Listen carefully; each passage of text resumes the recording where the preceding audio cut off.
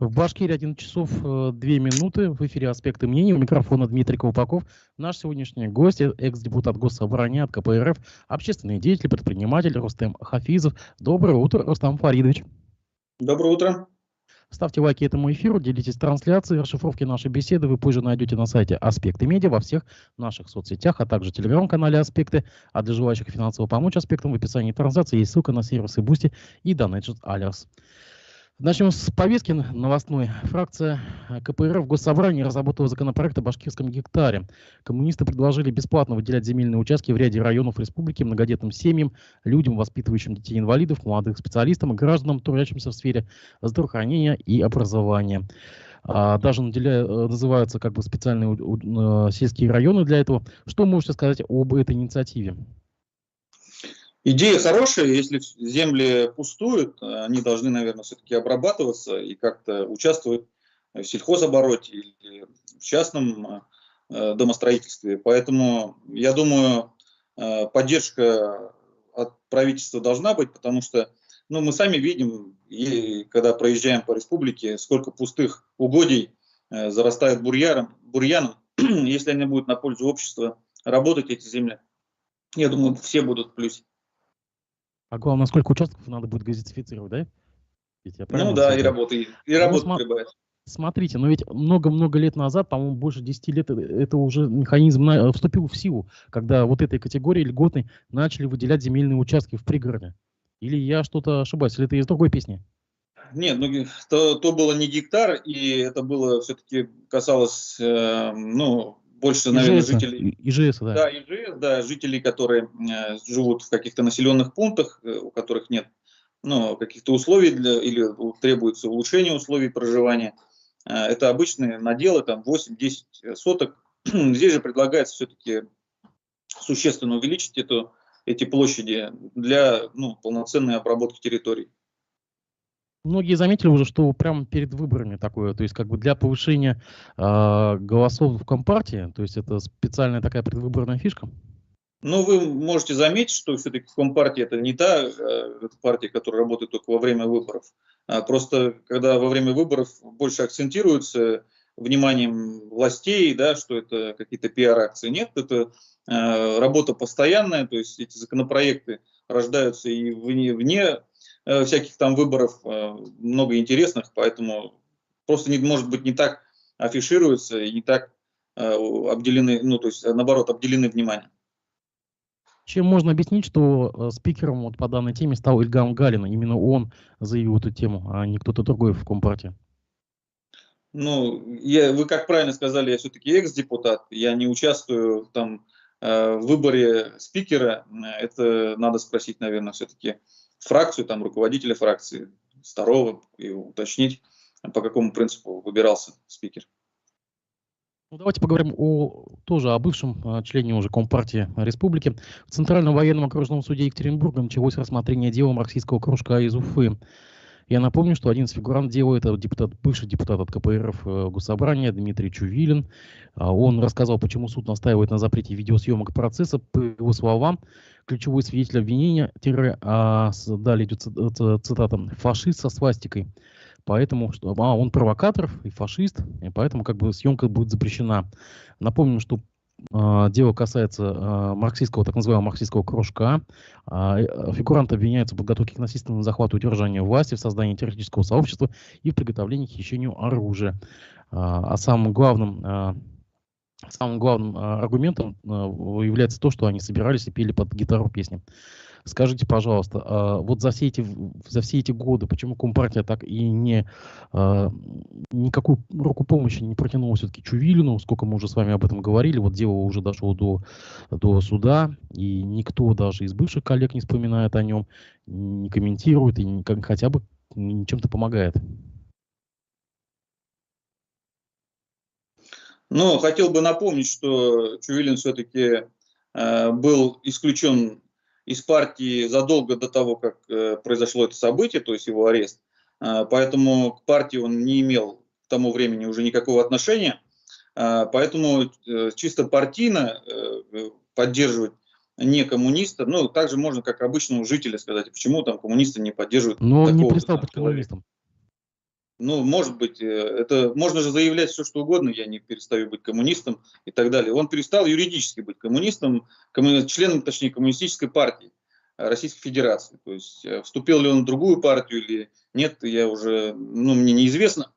Поэтому чисто по-человечески его, конечно же, можно понять, попасть в такую ситуацию, ну, в такое сложное время, да, для России, ну, наверное, сейчас легко в плане того, если ты не вписываешься в общую парадигму, да, если ты заявляешь какие-то антигосударственные лозунги и так далее. Я не допущен до ознакомления документации, то есть это же публично он заявил, что там провокатор и так далее. Я же не знаю официальной версии, почему все-таки телевидение туда не допустили. Надо всегда обе стороны рассматривать. То есть это его версия, возможно, да, там человек и провокатор, но это должно изучать следствие и делать заключение, потому что во всех конфликтах обычно бывают виноваты обе стороны. Поэтому надо изучать внимательно как ту сторону, так и эту, да, которая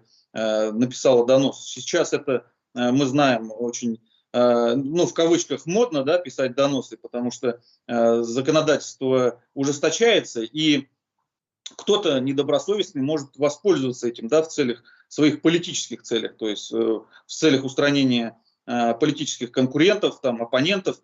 Поэтому здесь надо всеобъемлюще смотреть. Ну и сами политики должны быть аккуратнее в своих высказываниях, понимая, что в любой момент может прилететь такой донос.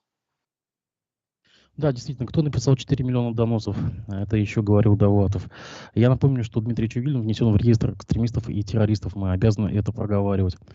Пойдем дальше. Партия «Коммунисты России» обратилась в Генеральную прокуратуру и ФСБ с просьбой проверить возможную причастность западных спецслужб к смерти Иосифа Сталина. Об этом сообщает РИА Новости со ссылкой на слова председателя партии Сергея Маленковича.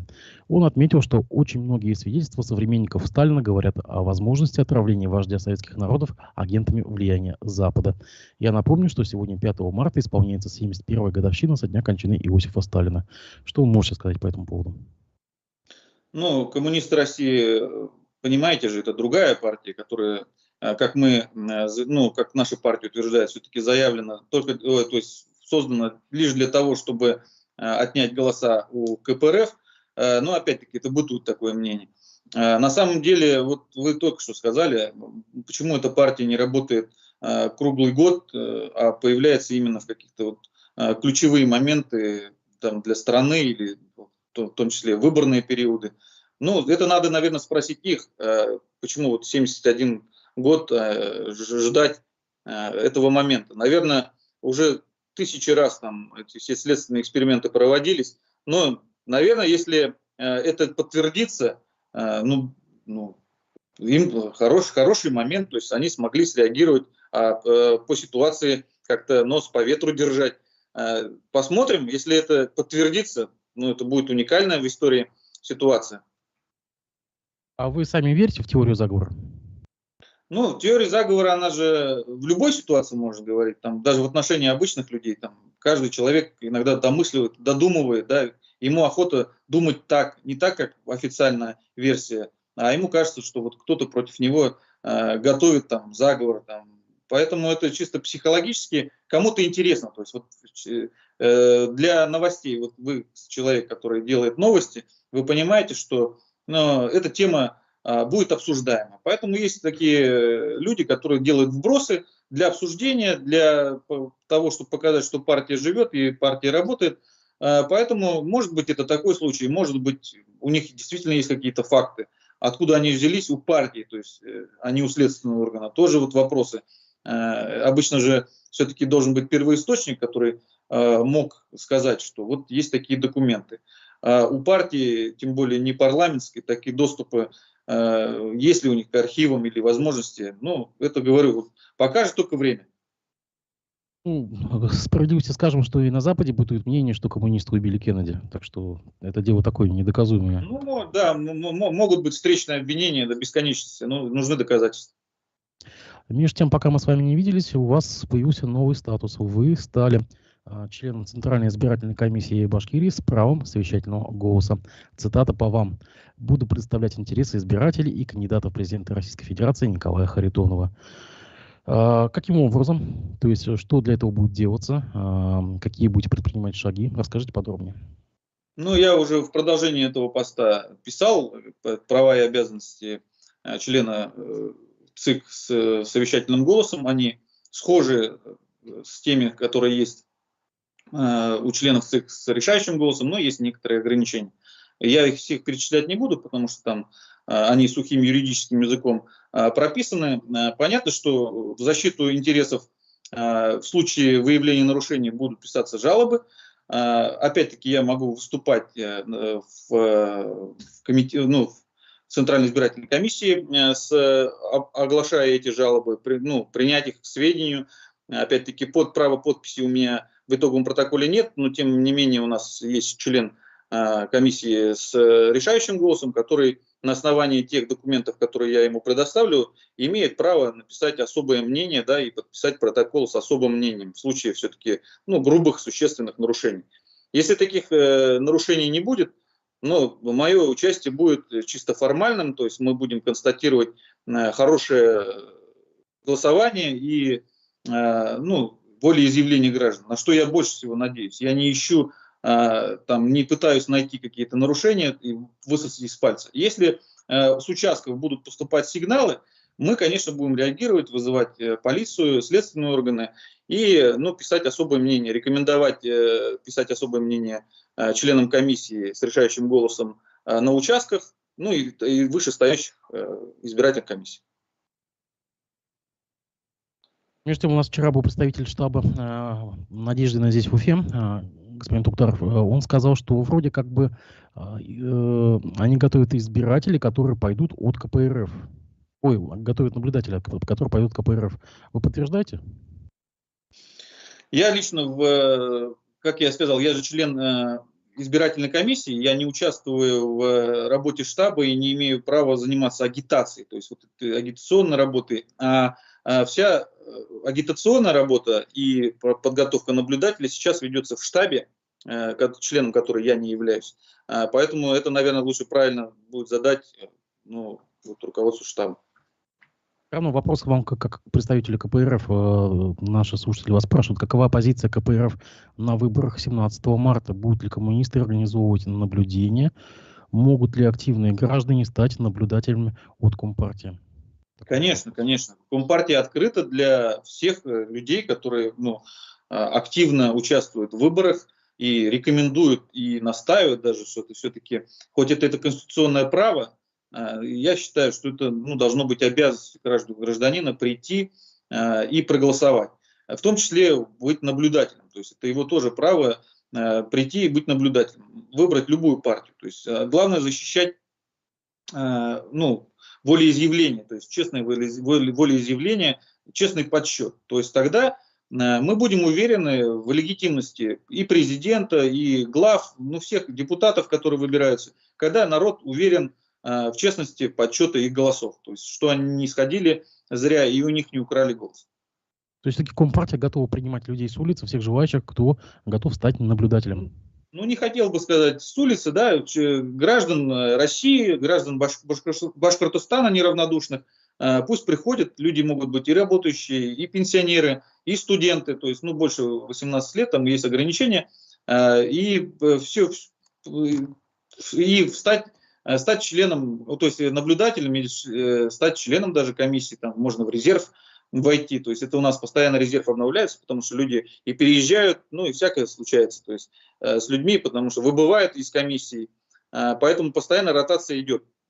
Понятно, что членов партии столько может быть не быть, сколько там членов комиссии там необходимо на выборы, поэтому всегда неравнодушные жители нами с удовольствием принимаются. Я понимаю, что вы не член штаба, но все-таки, может быть, знаете, какова планка по наблюдателям, сколько вы готовы подготовить и направить? Какой у вас план стоит? План не озвучивался, то есть там же есть какое определенное ограничение, да, сколько может быть назначено как кандидатам, сколько может быть назначено партии, поэтому вот в этих рамках, которые ограничивает закон, пожалуйста, предельное количество мы можем как обучить. Понятно, что времени становится все меньше и меньше. По количеству состава в каждый райком он вскоре предоставит отчет. Это опять-таки штаб может огласить, наверное, мне эта информация не предоставляется. В штабе она будет, сколько будет подготовленность на сей момент, сколько у нас не хватает людей. Эта информация вот мы буквально на днях на большом совещании по Башкирии было рекомендовано на этой неделе предоставить всем районным отделениям. Наш слушатель Альберт Ахматуллин спрашивает у вас, кто для Хафизова лучше, Путин или Харитонов?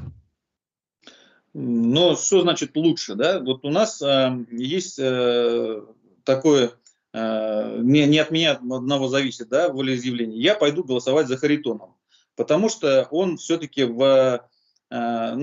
поддерживает как нашу программу партии, да, в которой я состою, так и социальное возрождение нашей России. Хотя у нас вроде бы и написано в Конституции, что социальное государство, но все-таки, как мы видим, правит олигархат, и все законы практически пишутся в пользу олигархов, а не в пользу простого трудового народа. Поэтому я сейчас, так как не являюсь агитатором и не имею права агитировать, я говорю только за себя. Я буду голосовать за Харитонова. Так или иначе, появилось такое ощущение, что Харитонов не очень-то и стремится выиграть эти выборы. Ну, так скажем, неуверенно.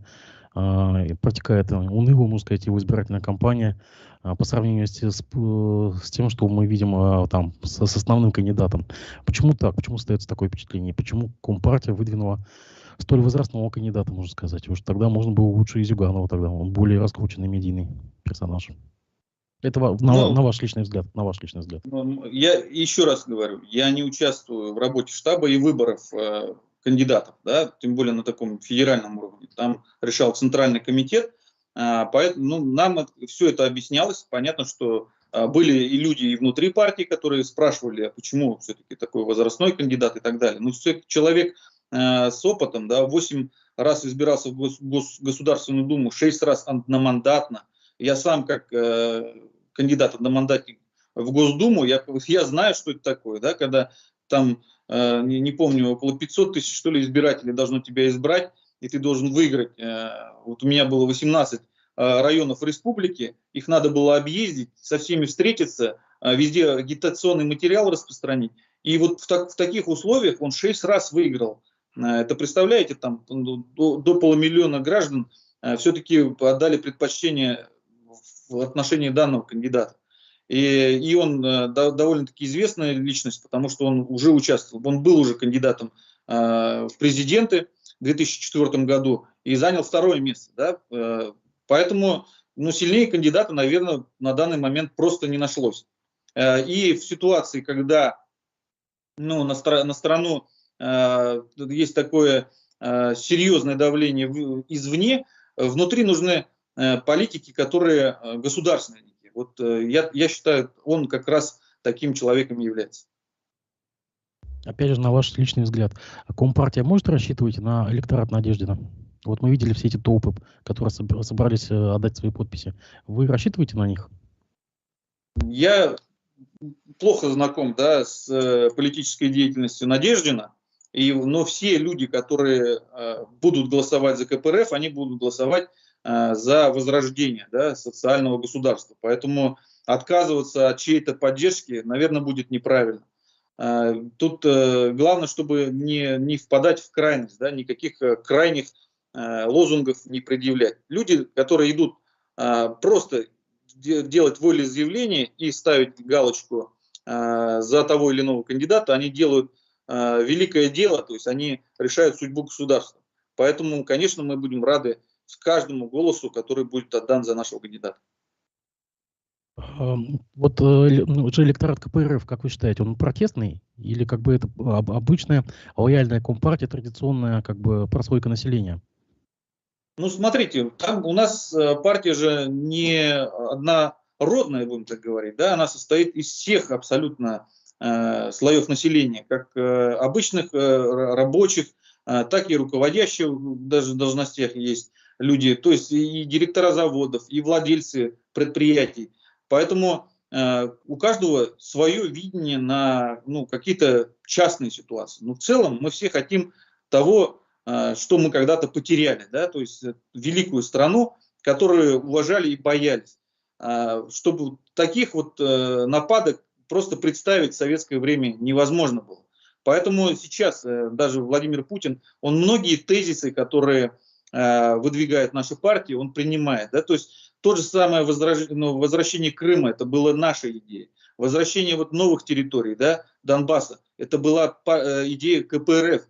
Об этом мало говорится в федеральных СМИ, но мы знаем, и вот мы лично можем об этом говорить с уверенностью, потому что все эти идеи шли от КПРФ и шли от народа, от маленьких первичных организаций, которые обсуждали ситуацию в стране. У нас идет не сверху вниз указаловка, а снизу вверх. Вот внизу собираются, передают вышестоящему, там обсуждаются, дорабатываются дальше и так вплоть до самого верха, до Центрального комитета. Все вопросы прорабатываются снизу вверх, а не наоборот.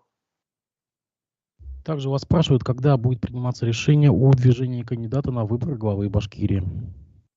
Я думаю, сразу же после того, как закончатся выборы президента, сделаются какие-то анализы, выводы, кто как отработал, и дадутся критические замечания или какие-то рекомендации подготовки к следующим выборам, потому что это обычно бывает же наоборот, то есть тренировка на маленьких выборах идет к большим, а тут наоборот, получается большие выборы, самые главные в стране, потом уже идет региональные выборы. Поэтому вот этот опыт, который сейчас нарабатывается, он будет применяться уже в работе штаба главы республики, да, на выборы главы республики. Поэтому я думаю, эта работа, она и сейчас ведется. Вот та подготовительная работа, это фактически тренировка, отладка механизма к следующим выборам.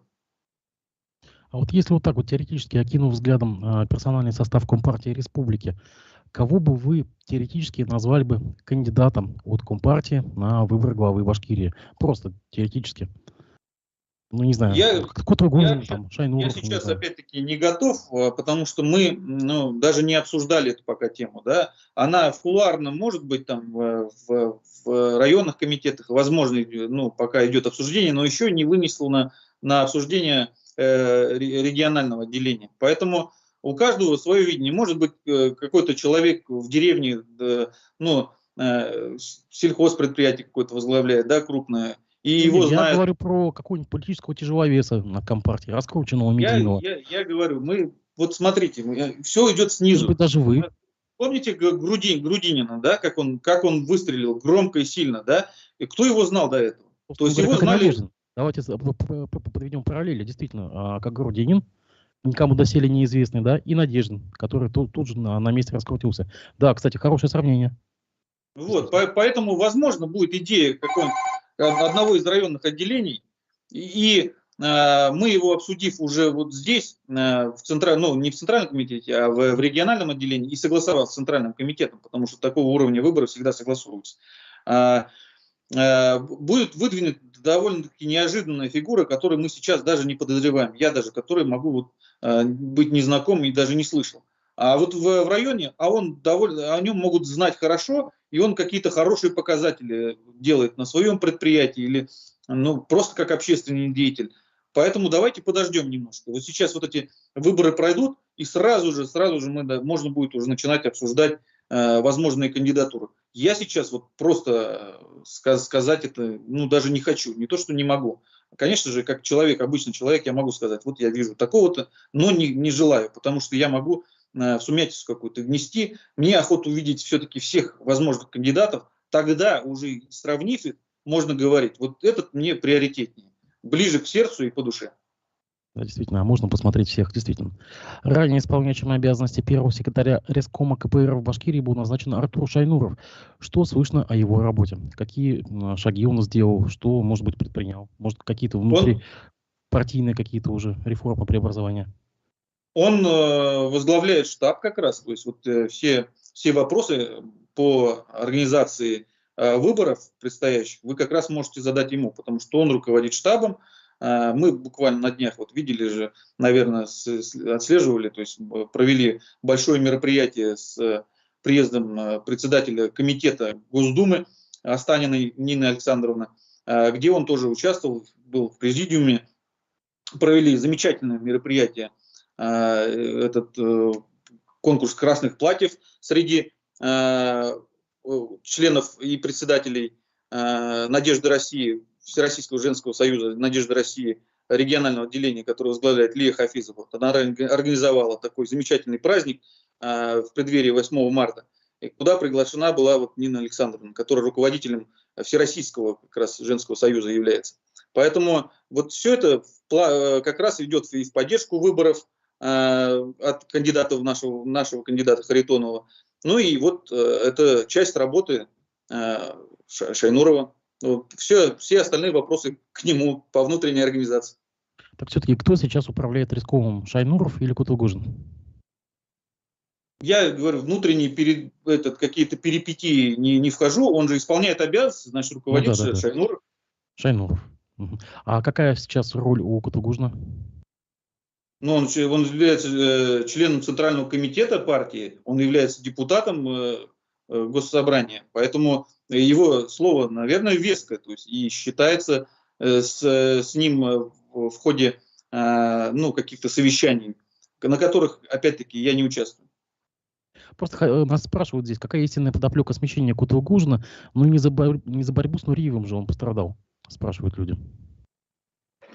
Ну, пострадать можно вообще в нашей жизни сейчас за все, что угодно. Мы только что недавно с вами об этом проговорили, поэтому не знаешь, откуда что прилетит. Он занимается деятельностью депутата, а в это время, то есть он как находится в отпуске, который он не брал, насколько я знаю, 10 лет. То есть вот он сейчас заслуженный отпуск у него, поэтому партийной работы его сейчас замещает Шайнуров.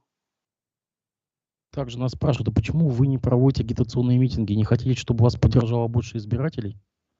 Ну, я же сказал, я не могу организовывать, потому что я член Центральной избирательной комиссии. А почему не проводит штаб? То есть, опять-таки, задайте Шайнурову. Многие же вопросы у нас давно уже понятные и открыты. То есть у нас указом главы республики запрещены вообще все почти публичные мероприятия. Сколько бы ни заявляли. Предвыборные ведь можно же, насколько я понимаю, ковид на них точно не распространяется. Предвыборные. Ведь это предвыборные встречи проводятся. Я говорю, мы только что провели огромное мероприятие, которое... вас спрашивают именно про уличные, уличные вещи. Вот о чем у нас идут вот сейчас, как правильно это называется, в СМИ, то есть доверенные лица выступают в СМИ. Наверное, там больше народа увидит, нежели человек, доверенное лицо, приедет куда-то во двор или не знаю, потому что территория республики очень большая, а доверенных лиц, насколько мне известно, всего 4. Поэтому проводятся дебаты и максимально там стараются участвовать как на радио, как на телевидении. Я думаю, эффекта от этого будет больше, нежели человек просто выйдет на улицу и встретится там с небольшой горсткой людей. Вот эти 4 человека просто не могут физически перекрыть всю республику. Но через дебаты, которые организованы в СМИ, я думаю, максимальное количество людей будет охвачено. Ну и завершение. Как вы оцениваете инициативу установки памятника бывшему первому секретарю обкома БССР Мидхаду Шакирову? На ваш взгляд, заслуживает ли эта фигура такой вот чести? Я напомню, что он будет установлен в октябре. Ну, вообще, как говорят, что у нас история – это фундамент, да, государства. Поэтому вот в Китае очень чтут, я недавно только там был, да, в Китае чтут всех абсолютно. Кто может даже сейчас считаться какой-то негативной исторической фигурой, памятники им сохраняются. Поэтому это фундамент как нашего дома, так также государства. То есть историю мы должны чтить.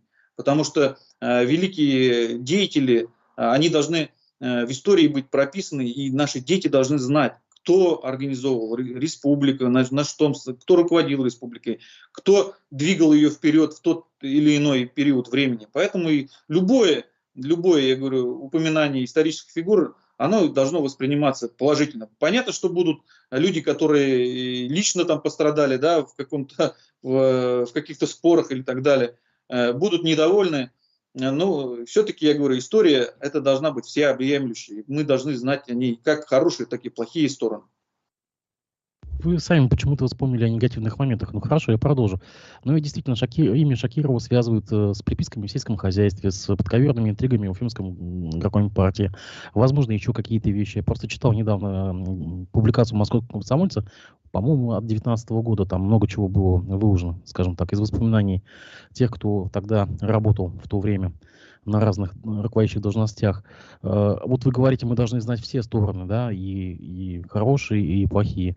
А как вот нехорошие стороны мы должны знать? Каким образом? Ну, То есть через что?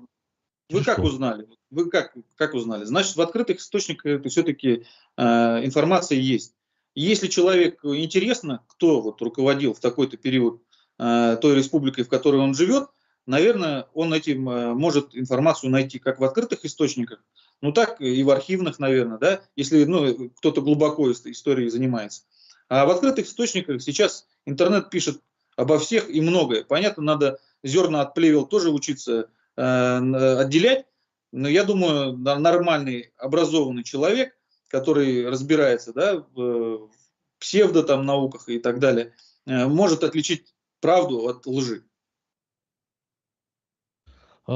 Поскольку у вас душа радеет за газификацию республики, я знаю, что вы непосредственно причастны к этому. Вот за последние 4 месяца, что мы с вами не видели, что изменилось в этом отношении с дегазификацией дачных поселков, СНТ и так далее? Ну, все течет и изменяется. Мы с правительством сейчас в плотном контакте прорабатываем вопросы субсидирования газификации СНТ, садовых товариществ, которых у нас огромное количество, да, насколько мне известно, 1500, что ли, садовых товариществ. Извините, сразу прерву. А есть какая-то статистика, сколько из этих 1500 уже газифицировано? Ну, хотя бы в процентах, в штуках, я не знаю. Ну, это, наверное, информация «Газпрома», больше, у них эта статистика есть.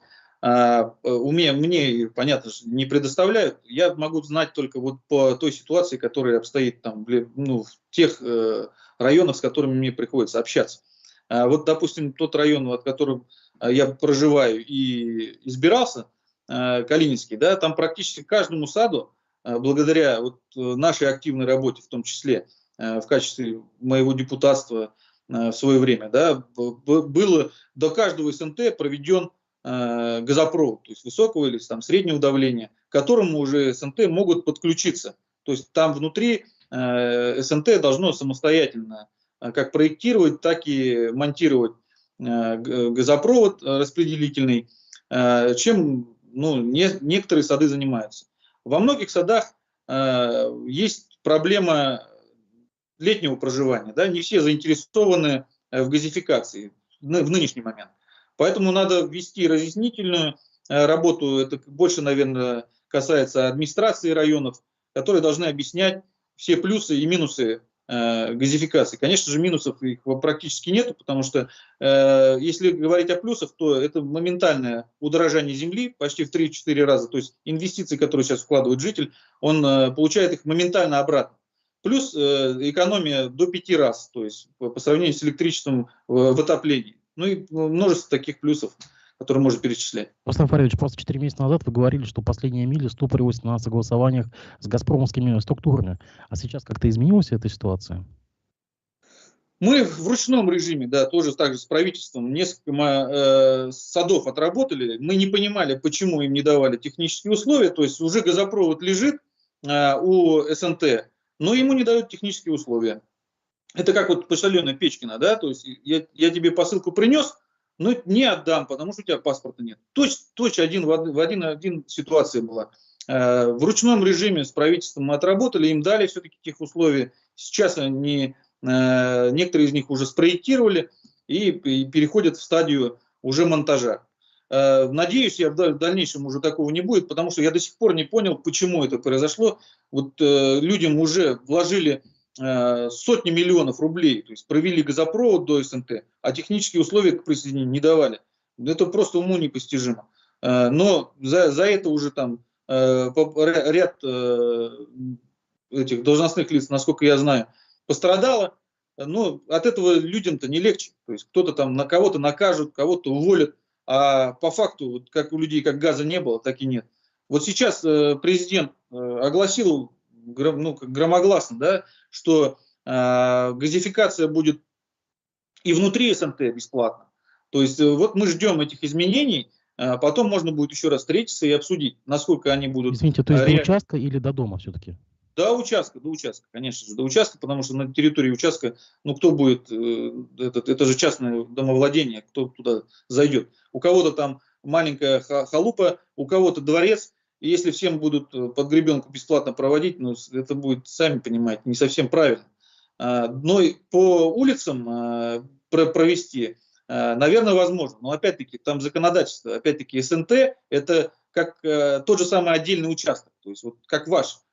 Как туда зайдет государство в чужое владение, тут очень много-много нормативов надо прорабатывать, перерабатывать, и получится ли их вот выполнить, да, вот эти указания президента, только время может показать, потому что для меня пока юридически непонятно, как это все будет реализовываться. Напомните, пожалуйста, в среднем сколько шеф-монтаж вот от границы участка до, вот, ну, скажем так, до среднего дома, не халупы и не дворца, вот в общей сложности, сколько это стоит? Мы считали, вот если в саду все, допустим, все садоводы скинутся, это будут какие-то, ну, не скажу, что это копейки, это деньги, которые может позволить каждый. То есть около 30 тысяч рублей на строительство распределительного газопровода. И сами понимаете, чем меньше людей скидывается, тем в геометрической прогрессии увеличивается стоимость. То есть если в 2 раза меньше, 60 тысяч, в 4, там, 120 и так далее. А по практике газифицироваться, точнее скидываться на газификацию хотят только процентов 10, максимум 30% садоводов. Все остальные ждут, ну как у нас любят говорить, халявы, да? Когда люди построят газопровод, и они туда присоединятся бесплатно. Многие соседи так и говорят там, садоводам. Вот вы построите, а мы потом присоединимся. А сейчас нам скидываться неохота, то есть мы не желаем. Нет, я к тому, что вот от забора до ввода в дом, сколько вот это стоит? Ну, там, плюс АГВ, там, ну, вот, все вместе, вот это вот. Если у меня там средний дом, там, одноэтажный, допустим, обычный дачный. Если вы хотите, допустим, одну точку, то есть плита или газ, то есть плита или котел, то начинается где-то от 60 тысяч, то есть сама газификация, а сама плита, котел, то есть это уже там от 25 до бесконечности, как говорится, по вашему кошельку, батареи и там, или теплые полы, кто там строит, они в любом случае нужны, их в стоимость не надо включать, потому что хоть вы электричеством отапливаете, хоть газом, эти затраты вас все равно ждут. То есть вас даже котел можно не считать, потому что котел либо ты электрический покупаешь, либо ты покупаешь газовый. То есть приблизительно цена, возможно, одинаковая, плюс-минус, да. Поэтому стоимость газификации только надо считать, то есть которую потратишь. Но ты экономишь потом на электричестве, которые эти деньги тебе опять вернут. Это прямые тебе возврат, прямой возврат, который можно посчитать.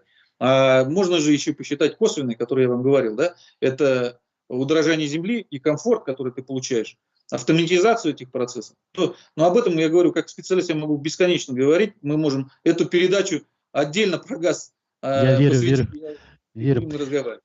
Ну, все-таки хорошо, что давайте завершим хотя бы вот этой хорошей новостью, что препоны с газпромовскими структурами разрешились, и наконец-то дело для многих сдвинулось с мертвой точки.